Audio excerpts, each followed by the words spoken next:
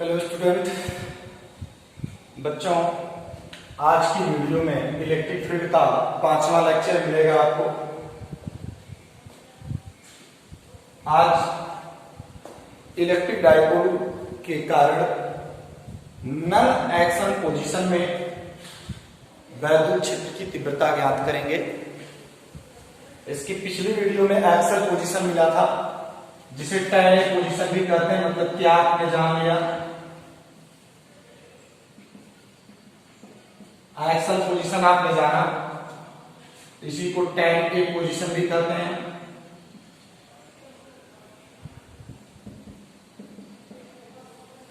अब मतलब दो स्थितियों में वैद्युत क्षेत्र की तीव्रता ज्ञात की जा सकती थी।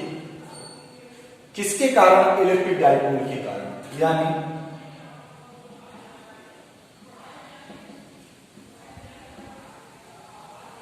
इलेक्ट्रिक डाइपोल के कारण जो इंटेंसिटी ऑफ इलेक्ट्रिक फील्ड है, इंटेंसिटी ऑफ इलेक्ट्रिक फील्ड, ये दो स्थितियों में ज्ञात की जा सकती है। एक को एक्सल पोजीशन और एक नॉन एक्सल पोजीशन। यानी जो एक्सल पोजीशन होता है उसी को हम tan A पोजीशन भी कहते हैं, और जो सेकेंड पोजीशन है आपका वो नॉन एक्सल पोजीशन है।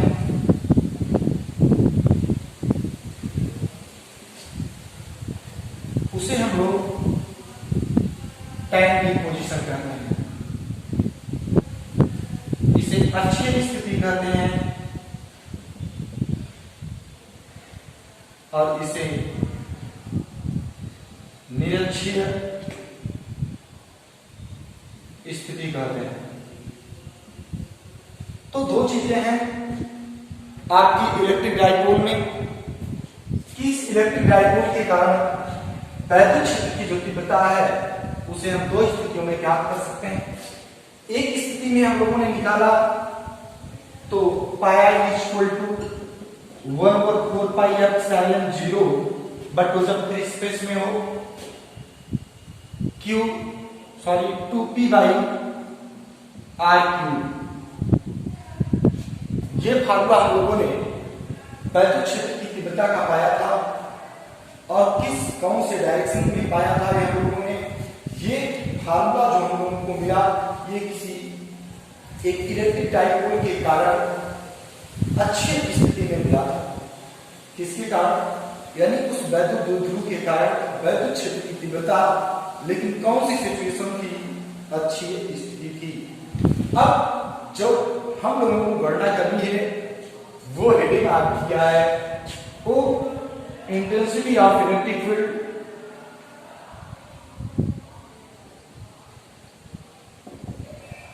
Intensity of electric field due to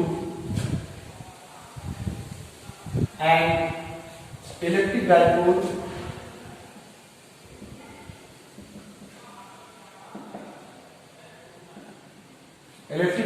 in non axial position।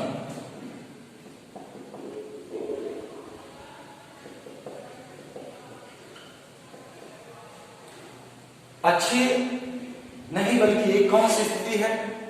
निरक्षीय स्थिति में वैद्युत क्षेत्र की तीव्रता वैद्युत द्विध्रुव के कारण।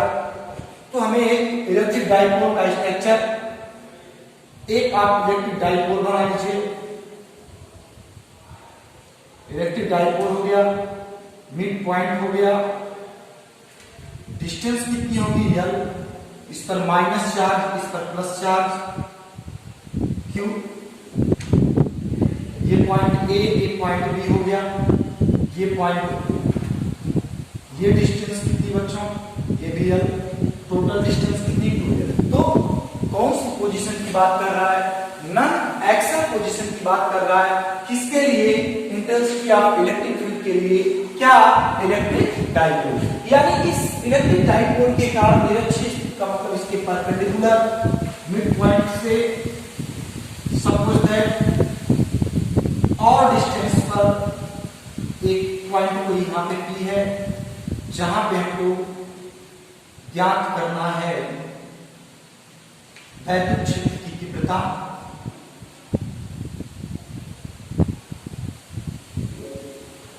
ये पॉइंट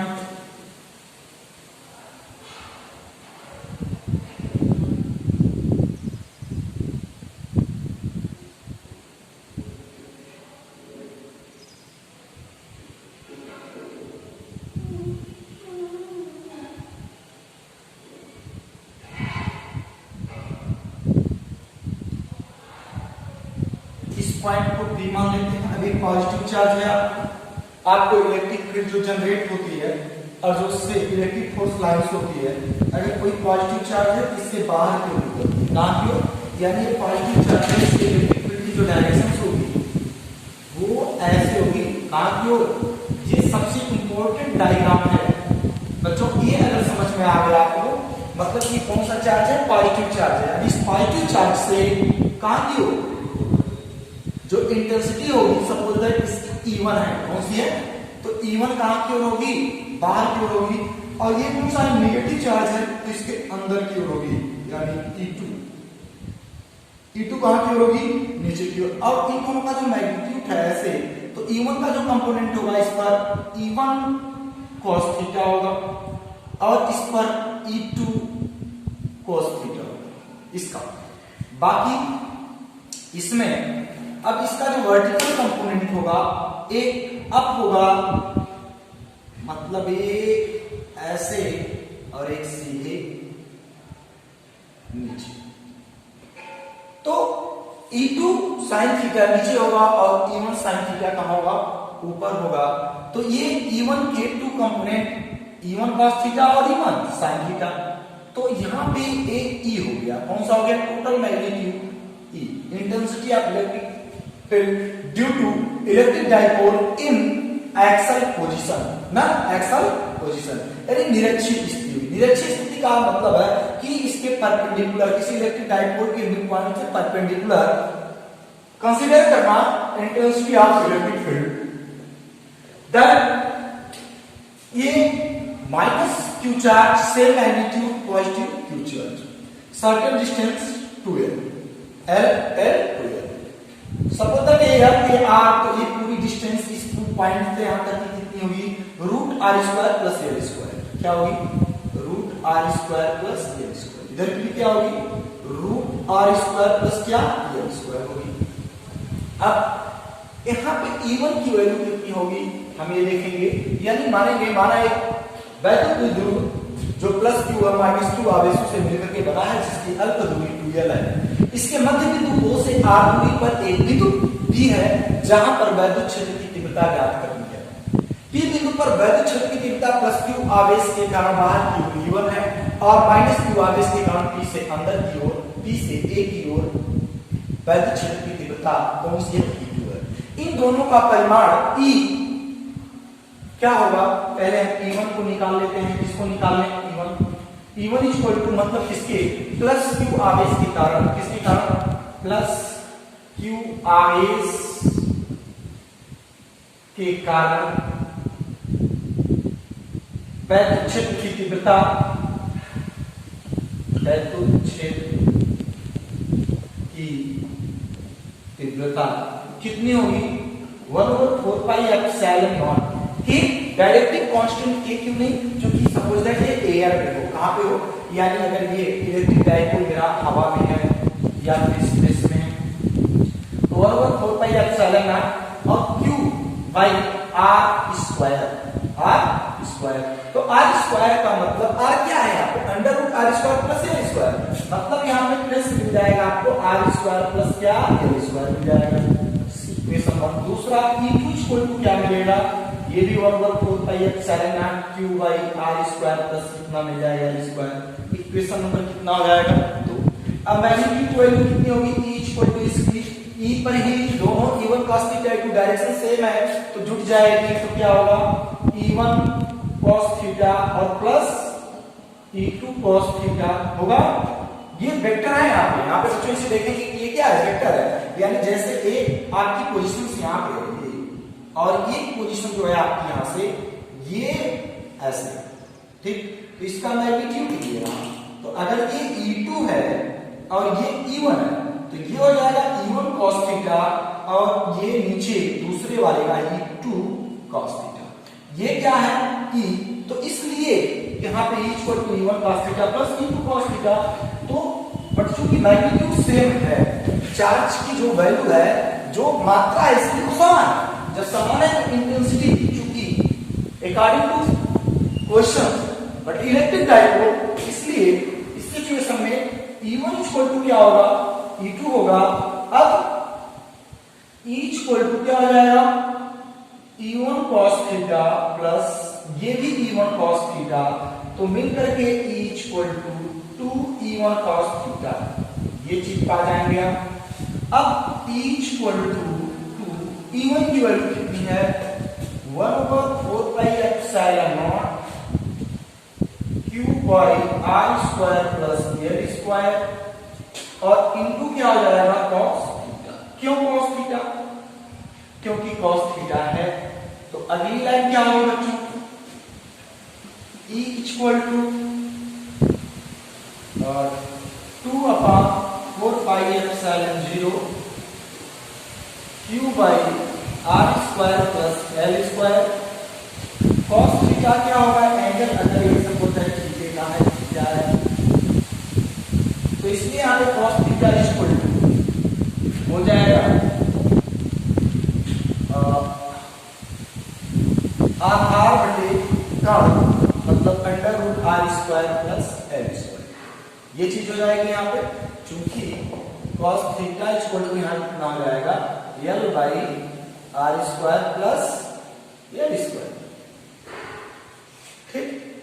तो अगली लाइन 2, मतलब इसे लिखे 1/4 पाई एप्सिलॉन 0, इसे 2QL कर सकते हैं, 2QL अपान इस पर कितनी पावर 1, ये रूट हटेगा तो 1/2, मतलब इसे cos theta equal to L by R square plus L square पे 1/2 भी रिप्रेजेंट कर सकते हैं रूट को हटा के।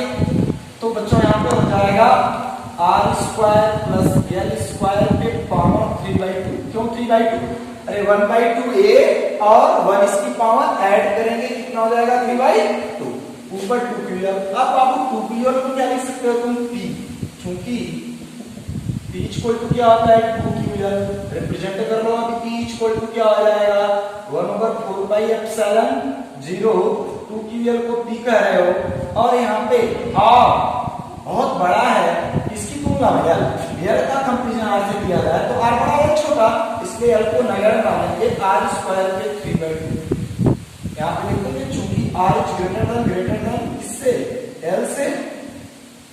तो अगली लाइन क्या आएगी, P equal to 1/4 pi epsilon 0 P by root cut जाएगा R।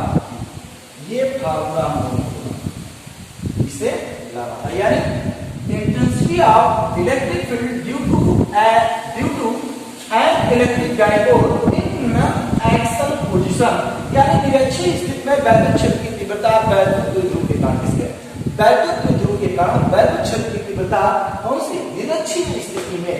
तो ये आपका फिगर रहा, यहाँ पे इसके कारण आप डेरिवेशन करें, ये आपका प्लस Q R S के कारण पर वैद्युत क्षेत्र की तीव्रता है, जो ये E2 है आपका माइनस Q R S के कारण P पॉइंट पर वैद्युत क्षेत्र की तीव्रता है, बट इसकी मैग्नीट्यूड वैल्यू दोनों की जो होगी equal to E1 cos theta plus E2 cos theta, नीचे केवल साबित कर दिया गया है, इसे नोट करें।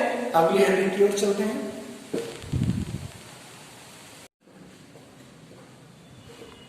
बच्चों अब अगली हेडिंग है इसकी, moment of couple on an electric dipole to an external electric field. आप एक एक्सटर्नल इलेक्ट्रिक फील्ड ड्रा कर लीजिए,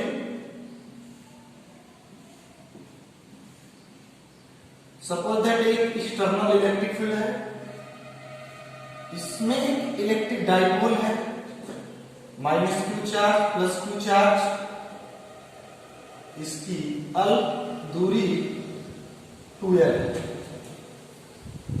एक्सिस से इसकी परपेंडिकुलर डिस्टेंस कितनी होगी, 2l sin थीटा। कंपोनेंट में डिवाइड जब करेंगे आप तो जो ये सिरा आपका ए पॉइंट बी, जो इलेक्ट्रिक डाइपोल की डायरेक्शन है वो -2 पॉजिटिव होगी। क्योंकि जब कोई भी इलेक्ट्रिक डाइपोल होता है, जैसे मैं आपको एक electric dipole positive charge negative certain distance 2l, तो इसकी डायरेक्शन जो होती है वो -q से +q की ओर होती है। पॉइंट ए बी कहां की होती है, -q से +q की ओर। तो जब इसे हम किसी एक्सटर्नल इलेक्ट्रिक फील्ड में रखते हैं तो इस सिरे पर एक फोर्स कार्य करता है F = QE - QE, इस पर F = +QE। दोनों की परिमाण आपस में समान होते हैं। तो अगर संतुलन की स्थिति को देखें तो F net क्या होता है इसमें। लेकिन जब भी इस एक्सटर्नल इलेक्ट्रिक फील्ड में रखे जाते हैं तो इन पर जो फोर्स अप्लाई होता है तो दोनों बल मिलकर के एक पेयर बना लेते हैं, एक बच्चों युग्म बना लेते हैं। क्या बना लेते हैं, एक युग्म बना लेते हैं और उस युग्म के जरिए उस पर एक बल आघूर्ण कार्य करने लगता है। क्या कार्य करने लगता है, एक बल आघूर्ण कार्य करने लगता है, जिसकी हमें क्या करनी है, गणना करनी है। यानी moment of an electric dipole to an external electric field, यानी एक्सटर्नल इलेक्ट्रिक फील्ड में एक इलेक्ट्रिक डाइपोल रखा गया है जिसकी परपेंडिकुलर जो लेंथ है वो 2l sin थीटा है। तो लिखेंगे उस बल युग्म के कारण आरोपित आघूर्ण बल युग्म के कारण वैद्युत द्विध्रुव पर आरोपित बल आघूर्ण कारण वैद्युत द्विध्रुव पर आरोपित बल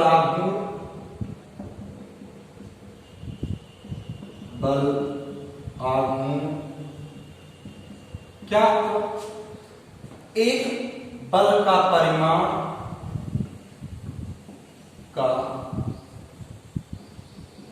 परिमाण गुणे क्रिया रेखा से लंबवत दूरी, क्रिया रेखा से लंबवत दूरी क्या होगी, ये बल का परिमाण QE, क्रिया रेखा से लंबवत दूरी 2l sin। आप मानेंगे माना एक एक्सटर्नल इलेक्ट्रिक फील्ड E है जिसमें एक वैद्युत द्विध्रुव जिसकी लंबाई 2l है जो -q+q समान परिमाण के आवेशों से मिलकर के बना है, जहां वैद्युत द्विध्रुव की दिशा -q से +q की ओर है। अतः इसकी क्रिया रेखा से लंबवत दूरी 2l sin थीटा होगी। अतः इस वैद्युत द्विध्रुव पर दोनों सिरों पर दो बल कार्य कर रहे हैं, दोनों के परिमाण आपस में बराबर है। ये दोनों मिलकर के एक बलयुग्म आरोपित करते हैं और उस बलयुग्म के कारण इस वैद्युत द्विध्रुव पर बल आघूर्ण आरोपित होता है। अतः इसका परिमाण, एक बल का परिमाण गुणे क्रिया रेखा से लंबवत दूरी, यानी कितना इक्वल टू टाउ। तो टाउ इक्वल टू इसे लिख सकते हैं हम E2QL sin थीटा। अब चूंकि हम जानते हैं P इक्वल टू क्या होता है 2QL, यानी जहां 2QL हम आप P लिख सकते हैं तो PE क्या हो जाएगा sin थीटा। ये तो हो गया बराबर। लेकिन अगर थीटा इक्वल टू 90 अंश हो जाए क्या हो जाए, थीटा इक्वल टू 90, जब थीटा इक्वल टू 90 अंश हो जाएगा तब क्या हो जाएगा, तब हो जाएगा आपका ये टाउ मैक्स क्या हो जाएगा, मतलब बल आघूर्ण का अधिकतम मान केवल PE sin 90, sin 90 का मान 1 यानी PE कितना टाउ मैक्स। अगर 0 हो जाएगा तो टाउ की वैल्यू कितनी मिल जाएगी, 0 एंगल मिल जाएगी। तो ये इंपॉर्टेंट केस है, इसे ध्यान में रखेंगे।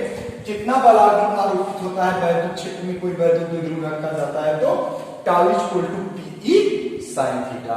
अब इसके पीछे भी हम लोगों ने फार्मूला डेरिवेट किया है, इसी में नॉन एक्सल पोजीशन में क्या इलेक्ट्रिक डाइपोल की नॉन एक्सल पोजीशन में इंटेंसिटी ऑफ इलेक्ट्रिक फील्ड जो E इक्वल टू I है 1/4 पाई एप्सिलॉन 0 और P बाई आर क्यू, इसे डेरिवेट किया। अगर वही एक्सल पोजीशन की बात होती तो आप कितना पाते, ये यहाँ पे ध्यान दीजिएगा, न्यूटन मीटर इसकी इकाई होगी, यहाँ पे भी न्यूटन मीटर होगा। तो यहाँ पे क्या है, वैद्युत क्षेत्र की तीव्रता न्यूटन प्रति मिली है, कूलाम होगा, न्यूटन प्रति कूलाम। और अगला एक्सल पोजीशन की बात है तो 4 pi epsilon naught 2p by R cube newton प्रति। तो आइए इन तीनों फार्मूलों पर जरा सवाल देखते हैं, और एक्सरसाइज आपकी किताब में बहुत सारी हैं, बुक से एक्सरसाइज लगाइएगा। जो क्वेश्चंस नहीं आएगा, राइटर क्वेश्चंस डालिएगा कमेंट में, आपको या व्हाट्सएप कर दीजिएगा, उसके सॉल्यूशन आपको मिल जाएंगे। आगे की ओर देखते हैं।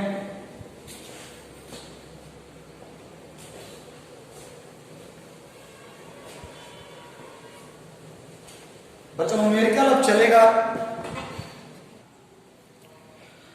बच्चों न्यूमेरिकल है 3.2 × 10 की घात -19 कूलम तथा 3.2 × 10 -19 कूलम के दो बिंदु आवेश एक दूसरे से 2.4 × 10 मीटर की दूरी पर रखे हैं।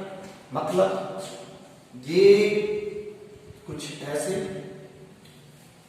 एक जो है आपका प्लस 3.2 × 10 -19 कूलम, दूसरा -3.2 × 10 -19 कूलम। सॉल्यूशन है जैसे जैसे आपका क्वेश्चन कहता है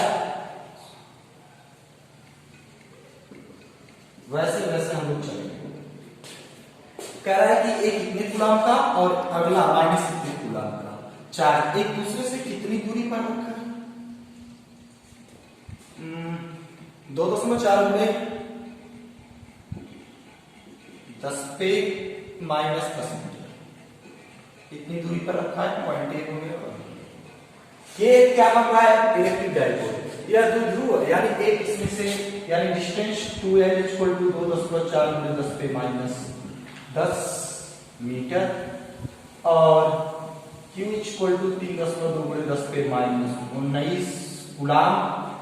और क्या दिया है, सबसे पहले जब भी आपको कोई भी न्यूमेरिकल देता है तो सबसे पहले उसे पढ़ना चाहिए। चलिए मैं आपको पढ़ के बताता हूं। क्या 3.2 × 10 पे -19 कूलम तथा -3.2 × 10 पे -19 कूलम के दो बिंदु आवेश एक दूसरे से 2.4 × 10 पे -10 मीटर की दूरी पर रखे हैं।